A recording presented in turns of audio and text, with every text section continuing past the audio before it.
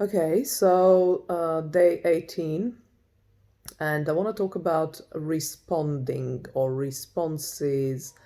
Um, it's something might have mentioned before, but it would have been in passing, I would imagine. But here I want to dedicate this whole video to that. So basically, not response, absence of response is also response. That's kind of where I'm going with this video, and I want to elaborate on why I think that and how actually not responding by choice is great.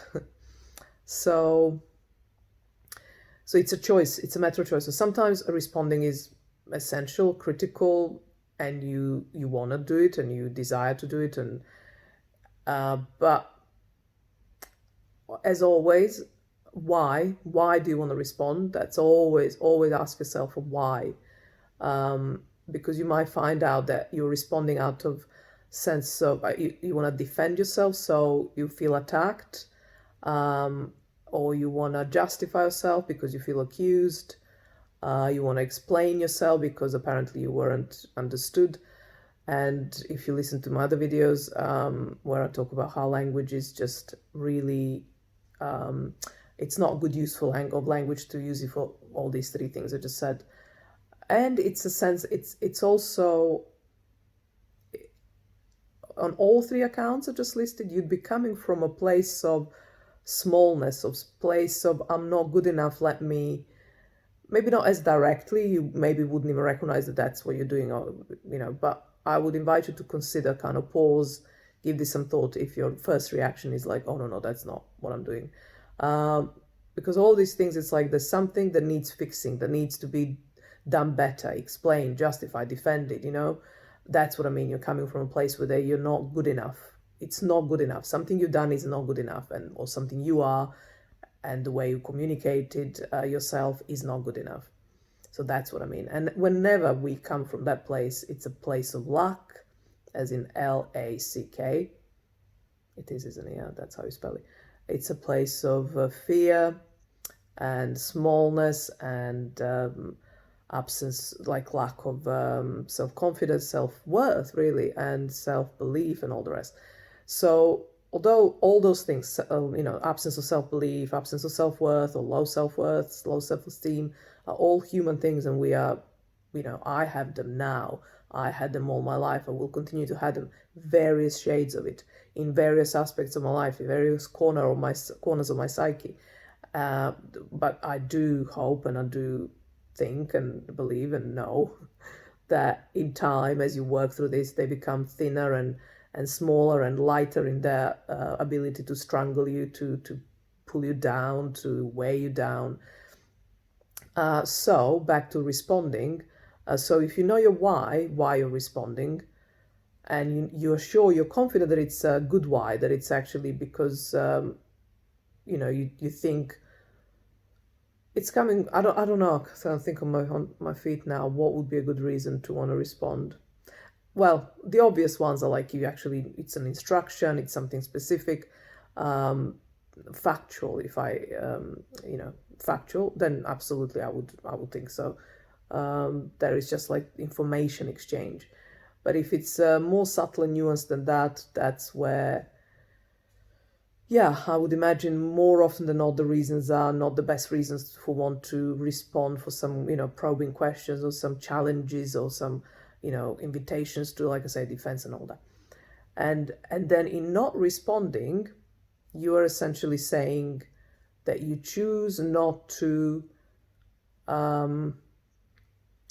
feed that dynamic, feed the energies that I just described, of all this kind of low vibration, let's say.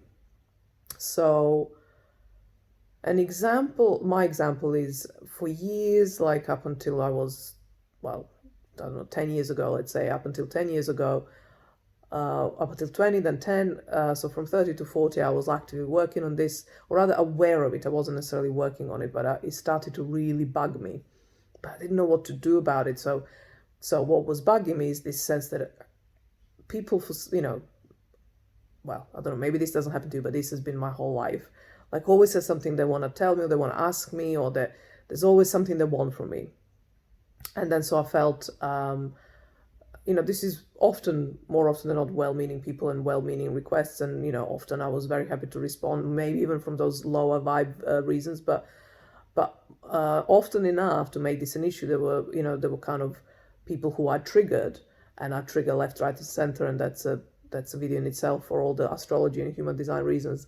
And then it's like, yeah, you tell me now why you triggered me. So they don't use the language, obviously, but it's like, hey, you do this and you said that, what do you mean by that? It's like, I don't know what you see and why you saw that and whatever. I didn't respond like this at the time, but I would be like, oh, of course, yeah, sorry. So I'll just and blah, blah, you tried to explain.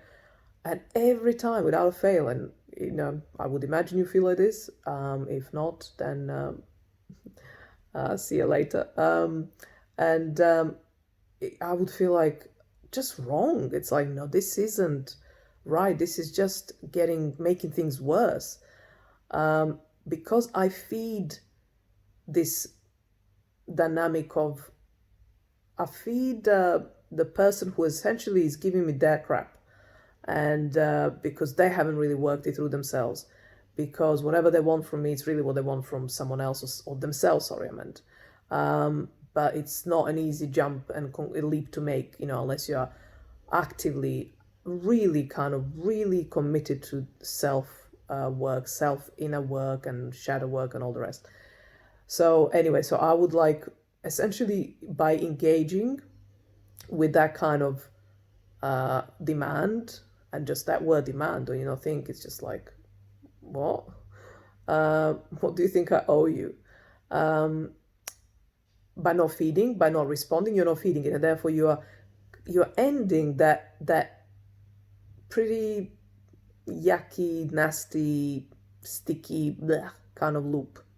That's why not responding is so healing for everyone, and that's the beauty. Even though the person not being responded to will actually probably be triggered, and this has happened to me when I wasn't responded to, so I'll speak from both sides of this dynamic.